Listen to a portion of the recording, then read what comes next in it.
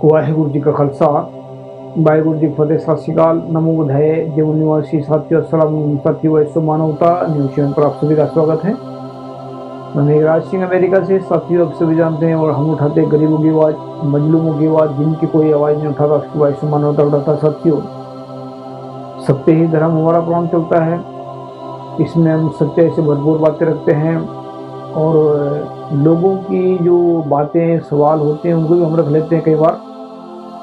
तो अभी जो हालात चल रहे हैं इसमें मोहम्मद इस्लाम के खिलाफ काफ़ी बवाल चल रहा है और इसमें हमने भी 2 3 4 5 पोस्टें पाई हैं और कईयों ने सवाल भी किए हैं कि कईयों ने ये भी कहा है कि तुम्हें कोई अधिकार नहीं है बाउंसेट के उसमें बोलने का। तो हमने इसका जवाब दिया है। तो ये आज का हमारा टॉपिक रहेगा, क्या हमारा कोई अधिकार नहीं है बाउंसेट में बोलने का? ये लोगों का सवाल था, तो हमने इसका जवाब दिया। इसका सवाल है मुद्दा है रामदास परनाल की तरफ से। इसने जो ये टॉपिक लिए मतलब हमने इसके ऊपर पूरा आर्टिकल लिखा है। तो इसका जो इन्होंने मुद्दा जो क्या उठाया था, ये मुद्दा उठाया कि बाबू मेघराज सिंह, यदि बाबा साहब चाहे होते तो किसी भी देश में जाकर के खूब संपत्ति, धन, माल, सम्मान कमाए होते, लेकिन असली लड़ाई भारत में है। जो धरातल पर लड़ाई लड़ रहा है वही उसे लड़ाई को समझ सकता है। जो आरोप आप लगा रहे हैं, तो आपको इन आरोप लगाने का कोई अधिकार नहीं है। इसलिए बहुजन समाज के किसी भी भाई, साथी, व्यक्ति, नेता को यह अधिकार तभी है जब वह वामन मेश्राम से बड़ा कोई संगठन, बहुत बहुजन संगठन खड़ा करके दिखाए या उसे ताकतवर संगठन इस देश में मजबूती के साथ खड़ा कर दे, तभी वामन मेश्राम पर उंगली उठा सकते हैं। अन्यथा की स्थिति में अगर वह उंगली उठाते हैं तो केवल उनको उपहास का पात्र ही माना जाएगा और अपनी घटिया मानसिकता को प्रदर्शित कर रहे हैं, ऐसा लोग मानेंगे। उन लोगों में से एक आप भी हैं। यानी कि हमें अब इस पर टिप्पणी लगाई उन्होंने, तो हमने इसका आंसर दिया। इस मुद्दे का जो आंसर दिया हमने ये दिया है जवाब मेघराज सिंह की ओर से अमेरिका से। आपने बात बाबा साहब से शुरू करी है और ये कहने की कोशिश करी है कि बाबा साहब ने विदेश में ना रहकर अपने देश से वापस आए। अगर वह चाहते तो बाहर देश विदेश में रहकर धन दौलत कमाकर परिवार पालकर अपना जीवन सफल कर सकते थे।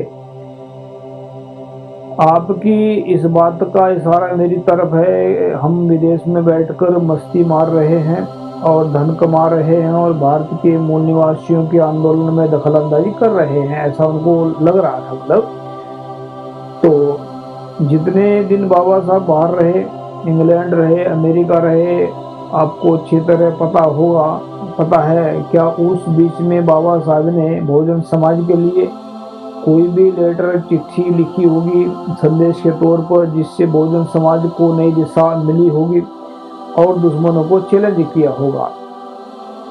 जैसे बाबा साहब ने उस वक्त चिट्ठियों के द्वारा, लेटर के द्वारा बहुजन समाज के भले के लिए मैसेज दिया होगा, वैसा ही मैसेज मैं बाहर बैठकर फेसबुक के जरिए, व्हाट्सएप के जरिए, इंस्टाग्राम के जरिए बहुजन समाज के लिए भले के लिए दे रहा हूँ।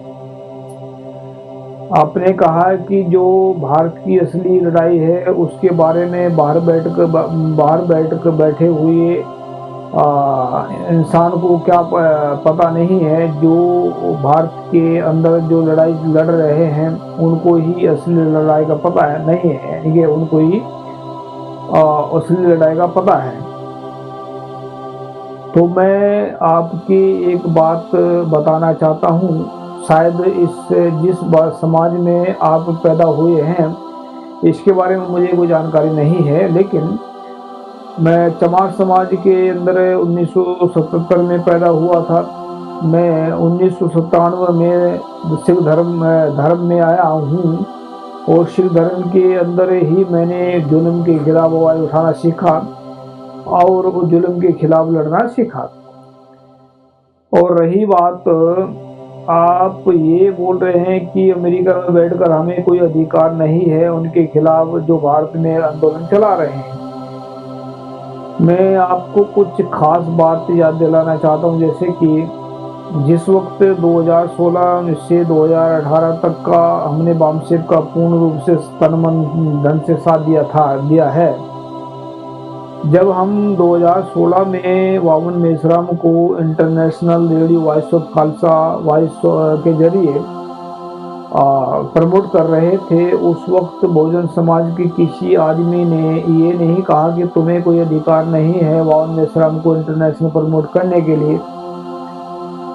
जिस वक्त सिख धर्म के लोगों ने वामन मेश्राम को का वीजा दिलवाकर अमेरिका में बुलवाया और अपने पैसे से टिकट खर्च करके बुलवाया और यहाँ पर मान सम्मान दिलवाया, उस वक्त किसी भी बहुजन समाज के बंदे ने ये नहीं कहा कि तुम्हें कोई अधिकार नहीं है सम्मान देने का। जिस वक्त सिख धर्म के लोगों ने वामन मेश्राम को अमेरिका में गोल्ड मेडल से सम्मानित किया, उस वक्त बहुजन समाज के किसी भी आदमी ने ये नहीं कहा कि तुम्हें कोई अधिकार नहीं है वामन मेश्राम को गोल्ड मेडल देने का, सम्मान करने का। जिस वक्त मैं और सुखविंदर सिंह और सरबजीत सिंह अमेरिका के सेनेटरों से वामन मेश्राम को मिलवा रहे थे, आप अपना काम छोड़ करके डबल नुकसान झेल करके इनको गाड़ी में बैठाकर इनको चारों तरफ घुमा रहे थे, उस वक्त भी किसी बहुजन समाज के बंदे ने दम नहीं था कि ये हमें कहने का कि तुम्हें कोई अधिकार नहीं है वामन मेश्राम को अमेरिका के सेनेटर से मिलवाने का। सिख धर्म के लोगों ने अमेरिका में वामन मेश्राम को गिफ्ट दिए हैं और नेशा मेश्राम के लिए गिफ्ट दिए हैं, तब भी किसी बहुजन समाज के लोगों ने ऐसा नहीं कहा कि वामन मेश्राम को नेशा को गिफ्ट देने का कोई अधिकार नहीं है। अगर आप लोगों के जैसी सोच सबकी हो जाए तो कोई भी किसी का सपोर्ट ना करे, कोई भी किसी का साथ ना दे। हमने वामन मेश्राम का 2016 से लेकर 2018 तक का साथ देकर कोई ऐसा वामन मेश्राम के ऊपर एहसान नहीं किया है। हमने पहले भी बहुजन समाज के हक में आवाज उठाई है और आगे भी बहुजन समाज के हक में आवाज उठाते रहेंगे। ये हमारा जन्मसिद्ध अधिकार है और फर्ज भी है। जुल्म के खिलाफ आवाज उठाना, जुल्म को खत्म करना, ये गुरुओं ने हमें सिखाया है। इस काम को हम आज भी कर रहे हैं, भविष्य में भी करते रहेंगे। अगर अब भी आपके दिमाग में कोई ऐसी बात है जो आपको परेशान कर रही है, तो आप वॉइस ऑफ मानवता न्यूज चैनल पर आकर डिबेट कर सकते हैं या मुझे अपने MN TV पर बुलाकर डिबेट कर सकते हैं या वर्ल्ड की किसी टीवी चैनल पर आकर डिबेट कर सकते हैं। कुछ महत्वपूर्ण बातें हैं और खास बातें। जिस जात पात की बदबू से निकलकर हम खुशबू में आए हैं, उसी खुशबू में हम बहुजन समाज को लेकर जाना चाहते हैं। जिस गुलामी से निकलकर हम आज़ादी के शहर में आए हैं, उसी आज़ादी के शहर में बहुजन समाज को लेकर जाना चाहते हैं।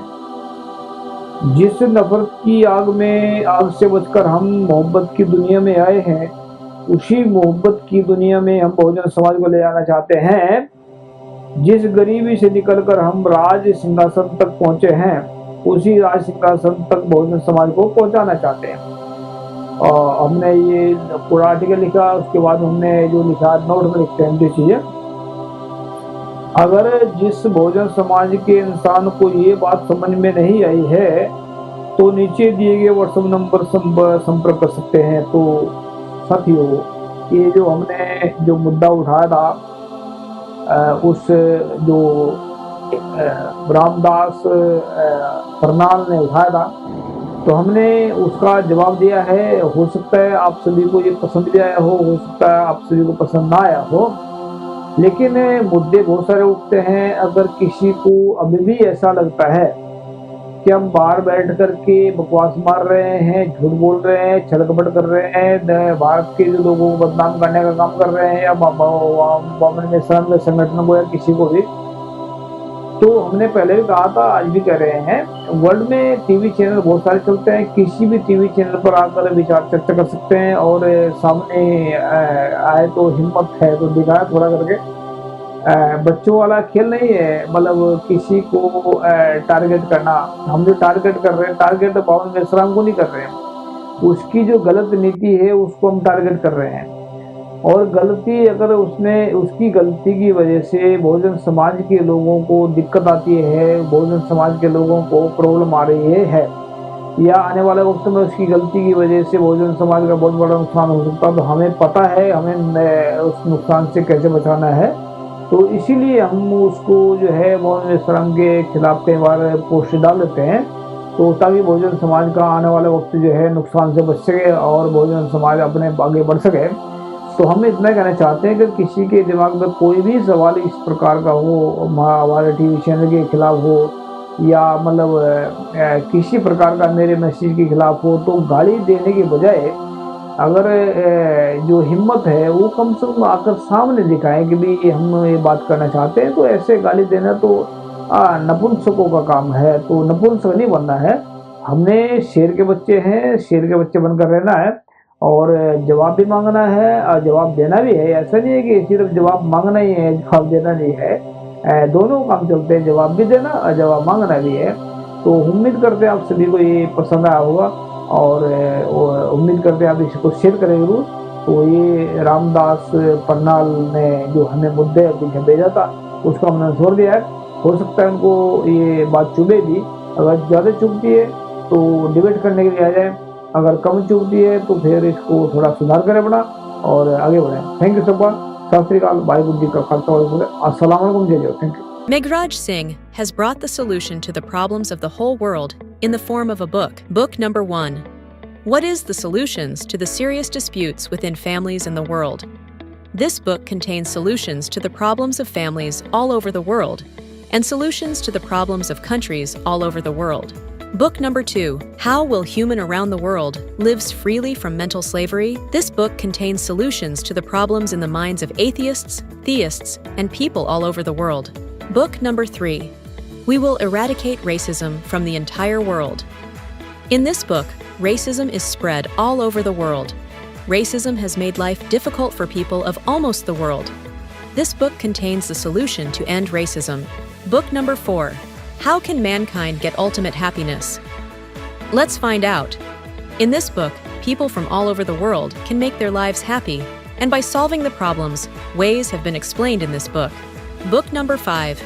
How poor Meghraj Singh became the king of Satyog. This book contains 30 parts of the story related to the life of Meghraj Singh, in which every word is full of truth. The people who read this book will never be disappointed in life and will never fail. After reading this book, all people will live life with self-respect and will be successful happily. Although there are many writers in the world, some write novels, some write poetry, some write common books, some write very big films. But Meghraj Singh has taken up the task of writing books, keeping in mind the problems of humans all over the world. Have done.